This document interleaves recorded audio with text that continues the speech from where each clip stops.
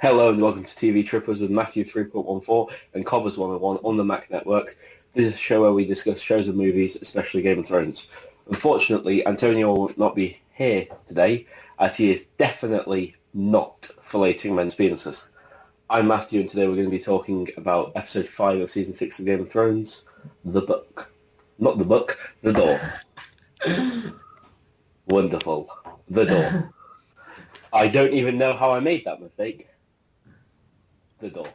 Anyway, what do you think of the episode as a whole? I thought it was brilliant. I thought it was one of my favourite episodes of Game of Thrones, and I was so into it. It was unbelievable. I mean, it leaked early on the Monday, and I was just there at 11 o'clock, just absolutely gripped. What about you? I thought I might have said something different last time we talked about this. I thought it's probably like the 5th best episode of Game of Thrones ever. Like top 5 episode ever. And I feel like that could be almost like controversial to call it that, but I think at this point it's very high up there, even though there's only been like 55 episodes of Game of Thrones. So I put it right up there. Yeah. Are you sure though? Because IMDb put it third, didn't they? Third best episode ever.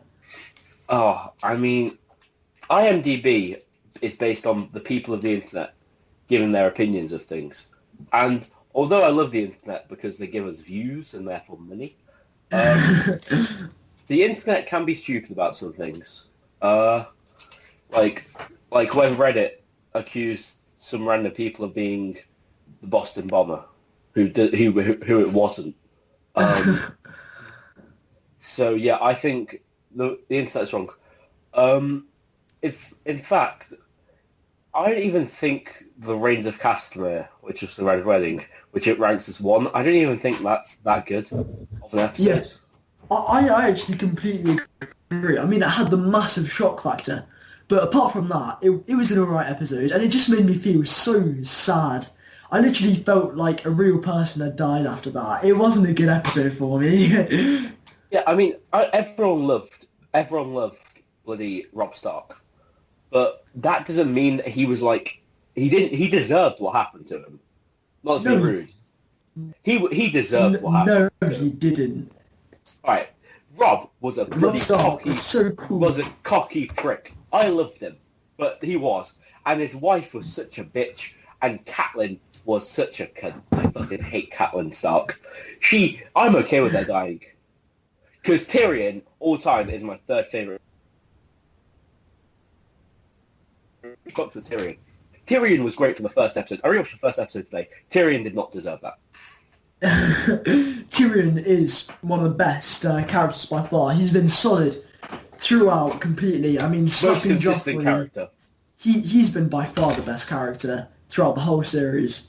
Yeah, I mean, I put him at 3 because I've got Ned Stark, then Sandor Clegane. But in terms of just how consistent of a character he's been, there's no one that good. How about we actually talk about the episode instead of my opinions? Yeah, that'd actually be quite good.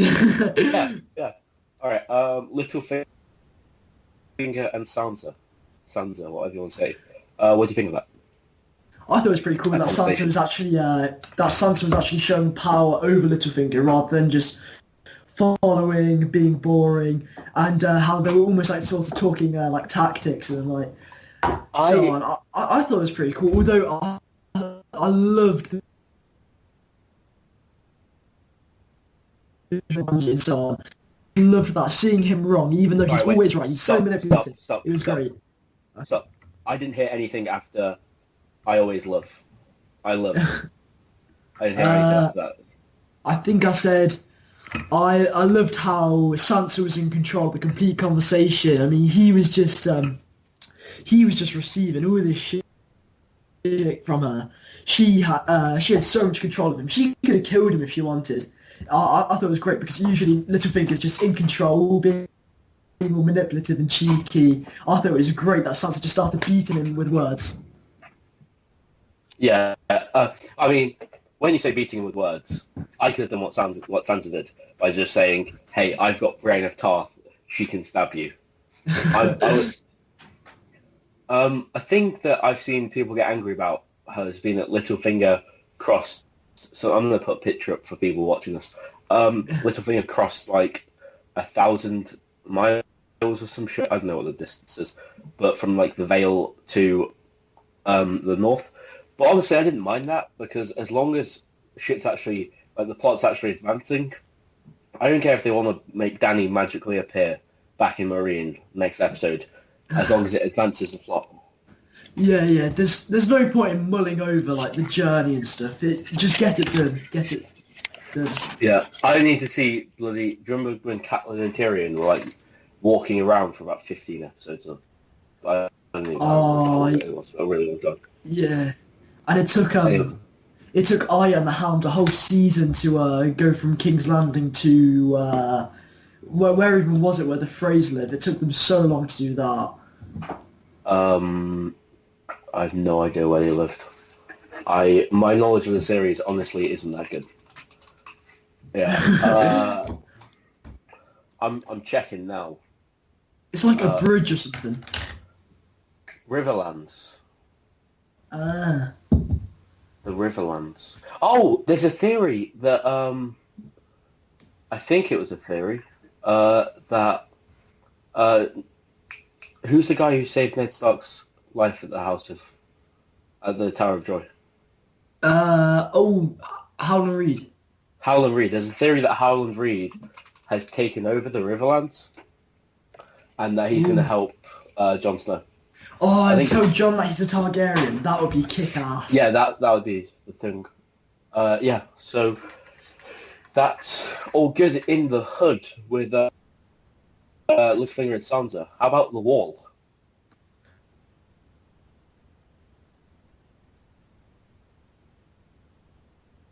Take over the north. I love it. The plot's advancing slowly, but I cut out again. Yeah. I was saying that I liked how Tormund was just there, like, oh, guys, Tormund, I got this. I'm not going to be weird. And he just turned to her with that fucking creepy smile. Oh, it was amazing. That literally made the episode. That was so funny. Nah, I just love it how the plot's advancing there, and they're full on serious about taking the North back. And they're going to ally with the Tunnys. I just think it's all coming to grips there. And it literally makes me giggle like a little child. I love it so much. Yeah, and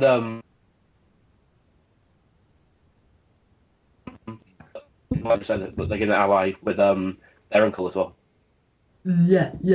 They're reinstating the allyship that Robb Stark originally had. Oh, okay. Honestly, not that much to talk about. I like that. I think I told you this already earlier this week, but that Sansa and Jon have never actually spoken in the series. But this episode, like, obviously they spoke at some point, but we've never seen it. I like how they're kind of recently getting back together. They're being nice. They gave I know Sansa was. I don't know why I keep saying Sansa. Sansa was quite often rude to Jon about him being bastard, but now by making him the wolf thing, it's almost like she's accepting him. Yeah, it shows that they're almost on even terms now. They're all getting along, and it shows. I think the wolf coat is almost like a metaphor for that Jon. She's considering Jon as almost like the head of the family, like Ned was now. She's considering him as like that high sort of standard. I just think is sick. Like Jon's finally being accepted as a Stark almost.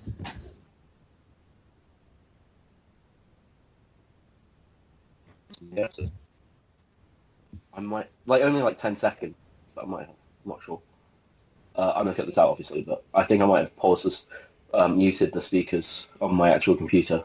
Yeah, I was thinking that you just cut out. Yeah, sorry about that. So yeah, the Wall, there's not that much to talk about the Wall. Bravos. Bloody Arya Stark being boring as shit again. Yeah. And then that play thing was so annoying because I hold Ned Stark in the highest of regards. He is the only honourable character in this whole bloody thing. There's no one else like him, and Jon they were Snow. just insulting. Fucking Jon Snow. There's only one person like him, and Ned didn't die. There we go. Ned wouldn't have bloody had his own people cut him up, would he? No, Ned wouldn't have. But I hated that. It was really funny, and I liked the way that Arya played herself in the play. It was like meta and shit. Because you know how Arya watched the killing of Ned Stark. Yeah, it was almost like a recreation of the whole thing and like her perspective on it. Yeah. But I liked the story there that they're creating, that she's gonna have to kill the Lady Crane actress. Yeah. I sort of like it, but it's kind of bad because they were like, oh yeah, we need to serve the many-faced god. And it's like, they're not serving him, they're just sort of... They're getting paid to do a job. Yeah, it's just assassination. I prefer if they just called it that. But I think it's cool that Arya's finally getting some action. This whole, like, throughout all of Season 5 and stuff, she's just been cleaning bodies, training, being boring as fuck. Finally, she's actually going to do shit, and I'm so happy. I want her to go and get Needle and kill Jack and Hagar. If he can be killed. Yeah, Jack and Hagar was so sick in, I think it was Season 2, and he's turned so, like, weird. I don't like it. Yeah, I'm just going to cut off any more conversation about Bravos because it's kind of boring. Do you have any thought about with the Red Priestess in Marine? One word for you. Bitch. She was such a bitch to Varys. Literally, he was just there like, oh yeah, why should we trust you? Like, one of your other ones was a bit of a bitch, and she's like, yeah, well, you've got no knob. That's essentially what that whole conversation was. It was so, although I think it is so cool how she's like, oh yeah, Daenerys is Azor Ahai, yet Melisandre thinks that Jon is Azor Ahai. I think it's so cool how there's contrasting opinions about it in Westeros. I think they're really, really setting up a war between Daenerys and Jon for a future season, and I dig that so much. What do you think about the whole scene? I just want to say, firstly, eyebrow game strong on that woman. Holy shit. I hated that Red Priestess. I thought the internet was wrong and she was ugly as shit. All my opinions are based on her attractiveness. I thought her face was a 3. And then, if your face is like below a 5, body doesn't make up for it, unfortunately. So I was not a fan. Storyline was fine. Didn't have anything to comment on there. But I think that the Red Priestesses are not doing great. I think the average level of hotness just went down quite a bit. Melisandre was there. Melisandre was there holding it high, even though she was like 400. But that other bitch has a ruby necklace. As Melisandre looks really shitty without her. Imagine without her ruby necklace. Imagine how shit this bitch looks like. So. Yeah. On other times, I thought it was really cool with that seeing Tyrion like run the city again. He's completely shaping up the city so that for Daenerys. I mean, there's been no killings of masters or slaves, and now he's got the support of the priestess. I think Tyrion's just running the whole Marine storyline and making it actually good. Yeah, I have some more comments on Dany's rule in our next episode, the discussion episode. So if you're watching this one and you're thinking, I want to know what some opinions are on that, switch over to that one. But for now, I'm just going to skip the rest of that. Although I have some thoughts on it that I'm going to mention later because it involves Bran. So I want to talk about that when talking about the whole Bran thing. Do you like Red Hot Chili Peppers? What, as in the band, or do I like... The band. The band. To be honest, I heard barely any of their music. Oh, okay, well, I'm talking about Danny the Girl right now. Boom, segue. Anyway. Daenerys Stormborn Targaryen, first of her name, blah, blah, blah, blah, blah. What do you think of what happened with her and Jorah, the Iron Dog? I think Jorah, he's still in the friend zone, but Daenerys sort of let him down lightly, which I dig. She's being nice instead of being a bitch about it. And to be honest, the coolest part about that scene was when it showed her walking with all the other Dothraki, showing how big her army was. The Jorah scene was cool, but it wasn't exactly like big. It was just sort of Jorah getting like a final wish, showing that he was dying and stuff. It was just a completionist, but I thought it was really cool how she had all the Dothraki. I honestly don't think Jorah's going to die. Hmm? I think he actually is going to find a cure. I think it's going to be the Red Priestess or some form of Red Priestess. Who's going to cure him? Because I think... Sorry, go ahead. Oh, no, you go ahead, you go ahead. I think that the Red Priestess is going to agree with that other Red Priestess, or it's going to be the same one, and they think that Dany is the is Azor Ahai. So they're going to want to cure Jorah, and because I think they think that she needs him. Ooh, do you want to hear a Cobber's prediction? Cobber's prediction. Boom, let's do it. Alright, Jorah's going to get all grayscaley. He's going to be dying. Daenerys and Daario walk through. It's like Daenerys is all super upset about Jorah dying. Jorah sort of stands up, and then he smacks Daario. So then Daario's infected with the thing. That's actually my prediction, because Daario's such a knob, and Jorah hates him. So I think that would work so perfectly. He's such a shark, and it'd be so cool. It's not going to be a regular slap either. It's going to be a cock slap. He just there and he gets his grey scaly dick out and he gets hard and he's just like, fuck you, Daario. I would love it if that happened. Literally, I'd be so happy.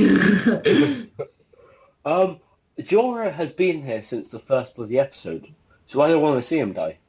Yeah, we've only got a few people, a few first episodes left. We've got Tyrion, Jon, Jaime, Cersei. Sansa, Jaime and Cersei, and that's about it. Bran. Yeah. Theon was there. I won't throw Theon was there. I like Theon now. Yeah, same. Actually, what's the next topic of conversation? Segue. Iron Islands. What do you think of Theon? I thought it was a bit it was a bit annoying how they got completely parred off by Euron, but it was cool though because Euron's like, I'm going to give my fleet to Daenerys, and I dig that because I just love Daenerys. So I think that was quite cool, but I kind of felt bad for Theon, especially as he's being hunted. And I thought it was a bit of a dick move to take out all the best ships, but oh well. How? They were going to bloody murder him! Yeah, I know, but it's like, they only need one ship. It's a bit selfish, isn't it? No, because, here's the theory, that they're going to go over to wherever Dany is, Marine, let's say Marine, and they're going to give Dany the ships, and they're going to ally themselves with Dany the girl. What if instead they ally themselves with Jon, because Theon actually knows Jon. Euron goes down south, allies with Daenerys, and then you've got the two sides of the Greyjoys on either side of the supposed Azor Ahai. You've got the northwest of the south. Oh, that'd be sick. And then you've got that's so sick. I prefer that, but I don't think that Theon. All I remember, I'm just going to bring up that first episode again. Theon was a really big cunt to Jon in the first episode. And I don't think Jon's going to be very happy with the fact that Theon took over his bloody city. Although they might be fine because Sansa was saved by him. Yeah. So, to be fair, after all Theon's been through, Jon's a nice guy. He's one of the main protagonists of the show. They're not going to paint him that bad a light. Oh, I hope so. I actually had thoughts on this. I swear to Jesus. Oh yeah, I thought that was really funny where Euron almost died. And I think if Euron had actually died, it would have been like the best moment in the history of Game of Thrones. That would have overshadowed the whole hold the door thing in that episode. If Euron fucking died, that would have been amazing. Yeah, I was just about to say that. It was like, when he was dead, I was like, please be dead. That'd just be the funniest thing. Like, they're trying to appoint the king and he just dies because he swallows all the seawater. But no, he survived and he turned out to be as much of a cock as he was before that. So yeah. But is he as much of a cock as his own cock? That's the question. Ooh, that's a really good question, actually. Because he was very proud of his own dick when he's like, I can't do the voice, I'm going to do a Scottish accent. I will seduce Daenerys Targaryen with my big cock. That was fucking mental. Yeah, I have a feeling he's going to go down south, be like, yo, Daenerys, I like myself with you, like, can I have a cheeky bit of action? Then Dario's just going to kill him, or Jorah, because he's a massive dick and Jorah hates dicks, so yeah. Oh my god, greatest death in the history of Game of Thrones. Jorah fists Euron in the ass. We're getting really sexual this episode. Jorah fists Euron in the ass and gives him grayscale inside of his ass. Oh, that'd be great. And then when he has to tell his family and stuff that he's got grayscale, he's going to have to show them his asshole rather than just showing his hand or something. It's meant to be like slowly coming out of his asshole, so when he shits, it's like grayscale-y. Oh. Oh, that Antonio-less episode hype. What, where instead of talking about Game of Thrones, we talk about Euron getting fisted by Jorah. Yeah, that. Iron Islands, I'm cool. Here's what I found funny. If you look at the Iron Islands, the picture is there are no trees in the Iron Islands. That's what you see. You don't see many trees on it, which is weird because they want them to make 1,000 bloody ships. Alright, I'm sorry, but Euron says it like, alright, a couple of days we're gonna get 1,000 ships. When really it's like the whole army of Westeros is going to get taken over. They're going to kill the White Walkers, and then after all that's happened, Euron's going to sail out with his like 8 ships that they've made over like 18 years. Yeah, it takes a long time to build a ship, and also it's not exactly like they have loads of people. I mean, the islands, there's not exactly a big landmass or population there. They look pretty shit, to be honest. They're not exactly going to make loads. There were like 50 people on that island, and that's like there were like 70 before Yara and Theon left. So I don't think it's very high chance that they get 1,000 ships in like a couple of weeks. I think it's more like how many people to see? They're not going to like separate into groups of 5 to build a ship. That a ship takes a lot of bloody people. They're spending a while on these ships. Yeah, I know what you mean. They'll somehow find a way around it, which I don't mind because it advances the story, but oh well. Yeah, by the way, when you're talking about Euron going down there, kind of linking into my theory of the idea that Dany will ally with Theon and Yara, I think it'd be cool if Euron went down there with all of the ships and then was like, Dany, I want to give you all the ships and my cock. And then Theon just jumps up from behind and says, I don't have a cock to give, but I'll give you a knife in your back. That would actually be really, really cool. And then, it'd be so cool. Literally, that'd be really, really cool. Thinking about it, just him going down, having built thousands of ships over like 20 years, and then just being stabbed in the back by a guy with no cock. Oh, what if Theon wanted to borrow his cock after? And he just like puts Dany with the cock. Like, he's like pumping blood into it, and he's like, yeah, Dany, yeah, Dany, take it. Take this flaccid cock. Oh, yeah. And we've gone off the deep end, mate. I just had like a moment of clarity that we've gone too far. We have gone way too far. I think we should stop now. Yeah, alright. What can't we make sexual? Beyond the Wall. Hold the door. Do we have to talk about this? Oh. What a pun. Yeah. Oh, mental pun. Almost as good as my one from a couple of weeks ago where I was like, and now my watch has ended, which Antonio tried to steal. But... No, what did you think of it?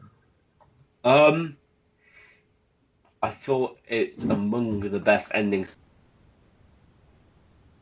in a while. I think that meant a lot more than it seems at first. I think that was all kind of like. I think The Three-Eyed Raven knew that was going to happen. Mm. I think the Three-Eyed Raven knew that. I think that the point of that was that the Three-Eyed Raven, I'm just going to call him Ter knew that was going to happen, and he wanted Hodor to die to show that Bran shouldn't go back and interfere in the past. And I do have a reason for this. Yeah, I do have a reason. Do you want to know what it is? Go for it. The door opens outwards. Yeah. What? What That's do you mean? It's like, wait, why would that matter if the door opens outwards? I'll explain why. This is credit to Mystic 738, by the way. A door for defense is going to go inwards, isn't it? Because it's easier to barricade the door that swings inward. Hinges are weak, so you want to be. They would be on the side of the door that swings. So you want them to. The door's too weak, so it's got to be going inwards, but that door goes outwards. All right, that's the first reason. A hidden door, since that was meant to be a hidden door, is going to also open inwards. Do you know why? Because if it's meant to be hidden, that you have a risk of exposing its hinges. So there are two reasons. It's not good. An outward door is not good for defense, and it's not good for being hidden. All right. No. I've got one more. Why would a door that was used as an escape point for the children of the forest be so heavy that Hodor couldn't open it for a bit? That it was so hard to open that only Hodor could do it. It's bullshit. The Three-Eyed Raven wanted that to happen. The door didn't go outwards. The door went outwards as a point. Three-Eyed Raven planned this all out. Nah, I don't dig it. I think the Raven sort of knew what was going to happen. Yeah, that's what I just said. Yeah, he knew what was going to happen, but he didn't design the doors that Hodor would die. Although I thought it was good that Bran actually finally had some loss, so that he's not going to be all cocky and stuff now. Also, I'm kind of annoyed because now we don't really know. The Tower of Rejoicing is never really going to be completed now because you don't have that tree of life. You're wrong, because that was a wirewood tree, and there are more wirewood trees. You see them you see one in the first episode, so there are going to be more wirewood trees. It's easy. Okay. But no, I think Bran's character is... Bran's a bit of a dick for doing that, but I do like his character. I think it's going places. But that Hodor... I hate the fact how his whole name and his whole life's been building up to this. So sad. When you saw his young spastic self Hodor! I was... Literally, the ending of that was so tense. It was amazing, the way they pulled it off and they explained it really well. I think... Literally, sad, yet really, really good. That scene was a lot darker than you'd think. Because, you know how it's meant to be Hodor sacrificed himself. Hodor did not sacrifice himself. Yeah, Bran sacrificed Hodor for himself. Bran caused this bloody disability, made him carry him 1,000 bloody miles, and then made him kill himself.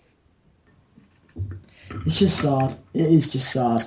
I literally, the pain on Hodor's face as well. It's actually tragic. That kid actor was bloody amazing. All he had to do was, hey! He didn't have cool. to do much. No, but think about it. Anyone else would have gone hold the door, Hodor. But that kid did. I appreciate him, even if you don't. Nah, but it was sad. Very well done. Yes, sad. There's a theory that this is kind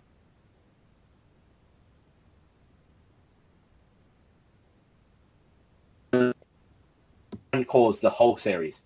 Bran is the voice from the flames who speaks to all the priestesses. The Mad King heard Bran saying burn them all about the bloody White Walkers. Bran held Sandor Clegane to the fire. Bran whispered the prophecy to Cersei, and he told Melisandre to back Stannis just to give Jon an army. Ah. I think Bran's going to become like a god, almost, like setting everything up. Yeah, well, he's the three-eyed raven is just waiting for him. He's like, you are the future, so it makes sense. But Yeah, yeah, like- that's a good point. Saying that, if Bran wanted to give Jon an army, wouldn't he just originally tell the priestesses that it was Jon? But Stannis was the one with the army. Yeah, I see where you're coming from, but I'm not sure. I'd just prefer to see Bran walk into dragons. Oh, yeah, I think that's about it for this episode. Do you have anything else? No, I think I'm good. Although Right. next episode looks like it's going to be sick with the Yeah, no, that's all good. with the walk of shame of Natalie Zorma and Marjorie. That's her, not her real name. Her true name. Well, not even that. Just because they're going to try and stop it, and it's going to be kick ass because there's just going to be priests fighting knights. It's going to be sick. But yeah, Have apart you- from that, have- I think we're done. Have you watched the trailer for this week? No, I just saw the thumbnail because I feel like trailers ruin it a bit. Yes, I watched this one almost accidentally because I opened the page with it playing and I was like, might as well play this. Anyway, so there's going to be, if you're watching this on like on Saturday when it normally comes out, then there will be a midweek episode I'm planning. So anyway, that's TV Trippers reviewing and giving thoughts on episode 5 of Game of Thrones season 6. I've been Matthew 3.14 and he's been Cobblers 101. Feel free to leave your thoughts on this episode in the comment section, and if you enjoyed the video, make sure to click like. Do it.